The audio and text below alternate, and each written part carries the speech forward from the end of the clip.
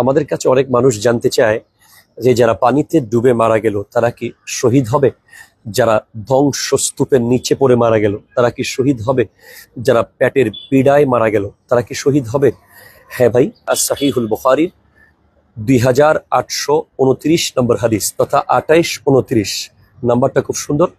হযরতে আবু হুরায়রা রাদিয়াল্লাহু তাআলা থেকে বর্ণিত, ক্বালা রাসূলুল্লাহ সাল্লাল্লাহু আলাইহি ওয়াসাল্লাম আশ-শুহাদাউ খামসাতুন, শহীদ 5 ধরনের হয়ে থাকে।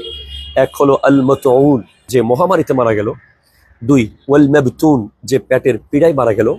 3 নম্বর ওয়াল গারিকু, অর্থাৎ যে পানিতে ডুবে মারা গেল। 4 ওয়াসাহিবুল হাদাম, যে ধ্বংসস্তূপের নিচে চাপা পড়ে মারা গেল। এবং 5 হচ্ছে ওয়াশাহিদু ফি সাবিলিল্লাহ, যে আল্লাহর রাস্তায় মারা গেল। আমরা আজ অত্যন্ত ভারাক্রান্ত হৃদয়ে আল্লাহর দরবারে দোয়া করছি।